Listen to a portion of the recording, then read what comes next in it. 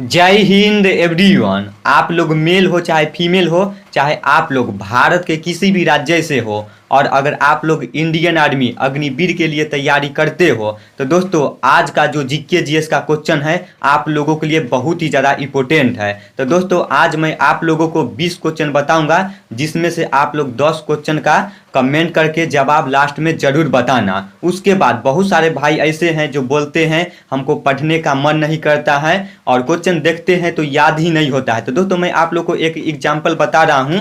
अगर आप लोगों को भूख लगा है, अगर आप लोग खाना खाओगे तभी तो पेट भरेगा, उसी प्रकार से अगर आप लोग पढ़ोगे तभी तो क्वेश्चन याद होगा, ठीक ना। और मैं आप लोगों को हर बार बोलता हूं हर एक क्वेश्चन को अपने कॉपी पे लिखो ताकि आपको हमेशा याद रहेगा, ठीक ना। और इसीलिए मैं आप लोगों को ज्यादा क्वेश्चन भी नहीं बताता हूं, 20 और 25 करके बताता हूं ताकि आप लोगों को जल्दी याद भी हो जाएगा और समझ में भी आ जाएगा, ठीक ना। तो मैं ज्यादा कुछ नहीं बोलूंगा। तो जो भी भाई हमसे जुड़े हो तो आप लोग जुड़े रहना, मैं नए नए क्वेश्चन आप लोगों के लिए लाते रहेंगे। और दोस्तों मैं ऐसे अकेला हूं, आप लोगों को पता होगा काम करना पड़ता है। उसके बाद दोस्तों पीडीएफ बनाता हूँ, खुद पीडीएफ बनाना होता है, पीडीएफ बना के फिर मैं आप लोगों को बताता हूँ। उसके बाद कोई भी भर्ती आता है तो रोहित फौजी लवर्स वाला चैनल पर भी बताता हूँ। तो आप लोगों को पता होगा अकेले मेंटेन करना पड़ता है तो कितना मुश्किल होता हो। तो दोस्तों मैं ज्यादा कुछ नहीं बोलूंगा, मैं डायरेक्ट क्वेश्चन की तरफ चलता हूँ। जो भाई समझने वाले होंगे उस भाई को पता चल गया होगा।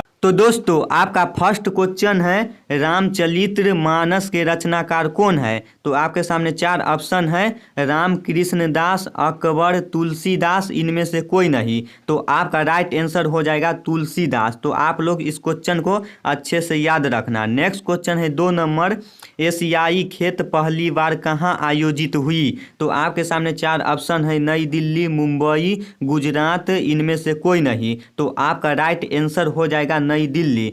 एशियाई खेत पहली बार कहाँ आयोजित हुई, तो नई दिल्ली में हुई। आप लोग इस क्वेश्चन को अच्छे से याद रखना। नेक्स्ट क्वेश्चन है 3 नंबर, सिखों के 10वें गुरु कौन माने जाते हैं। तो आपके सामने 4 ऑप्शन है, अकबर, कबीरदास, महात्मा गांधी, गुरु गोविंद सिंह। तो आपका राइट आंसर हो जाएगा ऑप्शन नंबर डी, गुरु गोविंद सिंह। सिखों के 10वें गुरु कौन माने जाते हैं, तो गुरु गोविंद सिंह माने जाते हैं। आप लोग इस क्वेश्चन को अच्छे से याद रखना।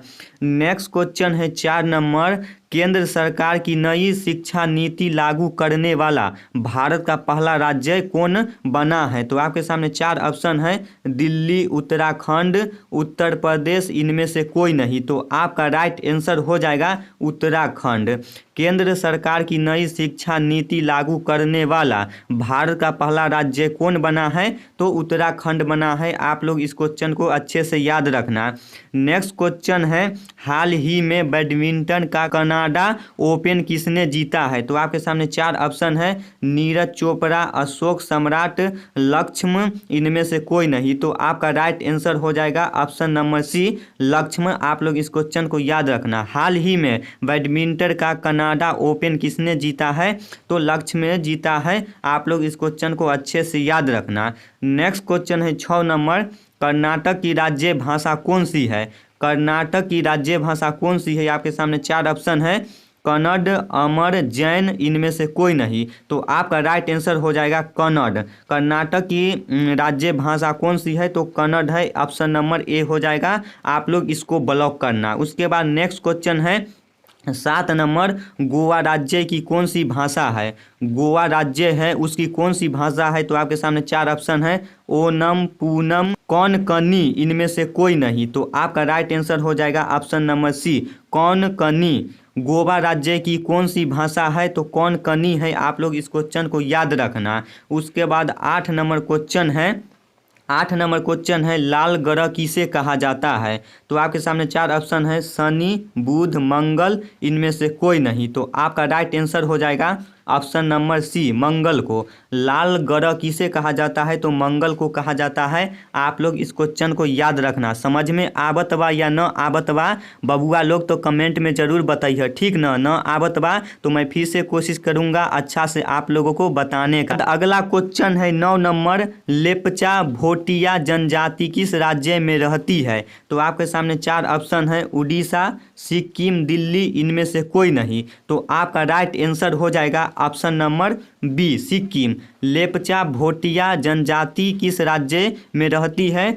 तो सिक्किम राज्य में रहती है। आप लोग इस क्वेश्चन को अच्छे से याद रखिए, ठीक ना। उसके बाद अगला क्वेश्चन है 10 नंबर, भारत का राष्ट्रीय वृक्ष क्या है? तो आप लोगों को पता होगा भारत का राष्ट्रीय वृक्ष क्या है। यहाँ पे 4 ऑप्शन है, पीपल, अशोक का पेड़, बरगद, इनमें से कोई नहीं। तो सभी भाई जानते हैं ऑप्शन नंबर सी होगा, बरगद का पेड़ होता है भारत का राष्ट्रीय वृक्ष, ठीक ना। और ये नहीं पता होगा तो आप लोग पढ़ना लिखना भी छोड़ देना, ठीक ना। उसके बाद ये तो हर एक छोटा छोटा बच्चा को पता होगा, ठीक ना। उसके बाद अगला क्वेश्चन है एशिया, अगला क्वेश्चन है 11 नंबर, एशिया महाद्वीप की सबसे ऊंची चोटी कौन सी है? तो आपके सामने 4 ऑप्शन बा, माउंट शिखर, एवरेस्ट शिखर, माउंट एवरेस्ट, इनमें से कोई नहीं। तो आपका राइट आंसर हो जाएगा option number C, Mount Everest. Asia महाद्वीप की सबसे ऊंची चोटी कौन सी है?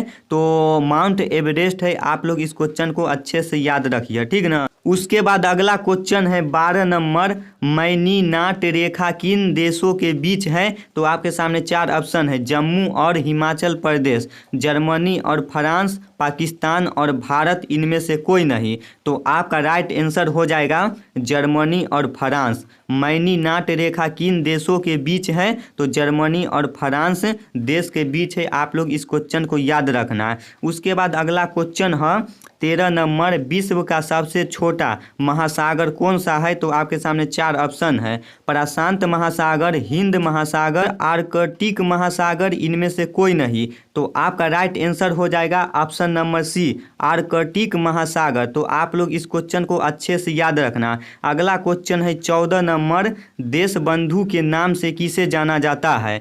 देश बंधु के नाम से किसे जाना जाता है? तो आपके सामने 4 ऑप्शन है, चित्तरंजन दास, महात्मा गांधी, मोहन सिंह, अकबर। तो आपका राइट आंसर हो जाएगा option number A, Chittaranjan Das. देश बंधु के नाम से किसे जाना जाता है? तो चित्तरंजन दास के नाम से जाना जाता है। आप लोग इस क्वेश्चन को अच्छे से याद रखना। अगला क्वेश्चन है 15 नंबर, संयुक्त राष्ट्र संघ दिवस कब मनाया जाता है? संयुक्त राष्ट्र संघ दिवस कब मनाया जाता है? तो आपके सामने 4 ऑप्शन है, 22 अक्टूबर को, 26 जुलाई को, 24 अक्टूबर को, इनमें से कोई नहीं। तो आपका राइट आंसर हो जाएगा 24 अक्टूबर को। संयुक्त राष्ट्र संघ दिवस कब मनाया जाता है? तो 24 अक्टूबर को मनाया जाता है। आप लोग इस क्वेश्चन को अच्छे से याद रखना। अगला क्वेश्चन है 16 नंबर, रॉकेट किस सिद्धांत पर कार्य करता है? तो आपके सामने 4 ऑप्शन है, रॉकेट किस सिद्धांत पर कार्य करता है? तो आपके सामने 4 ऑप्शन है, द्वितीय नियम से, न्यूटन का तृतीय नियम से, न्यूटन का प्रथम नियम से, इनमें से कोई नहीं। तो आपका राइट आंसर हो जाएगा न्यूटन का तृतीय नियम से रॉकेट सिद्धांत करता है, ठीक ना। तो आप लोग इस क्वेश्चन को अच्छे से याद रखना।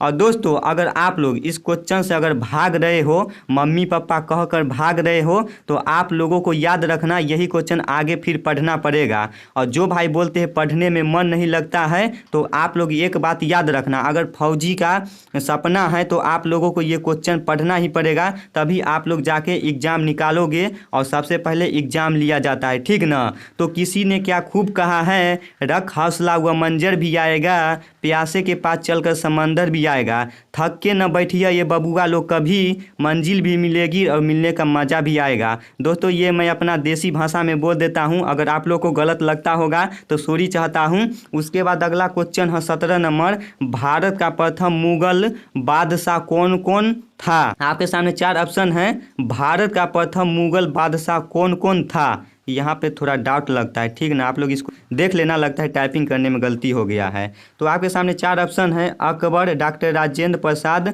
बाबर, इनमें से कोई नहीं। तो आपका राइट आंसर हो जाएगा option number C, Babur. Bharat का प्रथम मुगल बादशाह कौन कौन था? तो बाबर है। आप लोग इस क्वेश्चन को अच्छे से याद रखिए। उसके बाद अगला क्वेश्चन बा 18 नंबर, विश्व ओजोन दिवस कब मनाया जाता है? विश्व ओजोन दिवस कब मनाया जाता है? आपके सामने 4 ऑप्शन है, 16 जनवरी, 16 सितंबर, 26 जुलाई, इनमें से कोई नहीं। तो आपका राइट आंसर हो जाएगा 16 सितंबर को विश्व ओजोन दिवस मनाया जाता है। आप लोग इस बात को याद रखना। और दिवस से आप लोगों को मैं हर बार बोलता हूँ, एक क्वेश्चन देखने को मिलता है इंडियन आर्मी का एग्जाम में, तो आप लोग दिवस से हर एक क्वेश्चन याद कर लेना, ठीक ना। उसके बाद अगला क्वेश्चन है रामकृष्ण मिशन की स्थापना किसने की थी? तो आपके सामने 4 ऑप्शन है, महात्मा गांधी, अकबर ने, नरेंद्र दत्त ने, इनमें से कोई नहीं। तो आपका राइट आंसर हो जाएगा नरेंद्र दत्त ने, ठीक ना, नरेंद्र दत्त। रामकृष्ण मिशन की स्थापना किसने की थी? तो नरेंद्र दत्त ने किया था। आप लोग इस क्वेश्चन को अच्छे से याद रखना। उसके बाद नेक्स्ट क्वेश्चन है 20 नंबर, भारतीय अंतरिक्ष अनुसंधान संगठन कहाँ स्थित है? तो आपके सामने 4 ऑप्शन है, उत्तराखंड, मुंबई, दिल्ली, बेंगलुरु। तो आपका राइट आंसर हो जाएगा इसमें बेंगलुरु, ठीक ना। भारतीय अंतरिक्ष अनुसंधान संगठन कहाँ स्थित है? तो बेंगलुरु राज्य में स्थित है। आप लोग इस बात को अच्छे से याद रखना, इस क्वेश्चन को अच्छे से याद रखना। लास्ट क्वेश्चन है 21 नंबर, स्वर्ण मंदिर कहाँ स्थित है? स्वर्ण मंदिर कहाँ स्थित है? आपके सामने 4 ऑप्शन है, अमृतसर, उड़ीसा, हिमाचल प्रदेश, इनमें से कोई नहीं। तो आपका राइट आंसर हो जाएगा अमृतसर में। स्वर्ण मंदिर कहाँ स्थित है?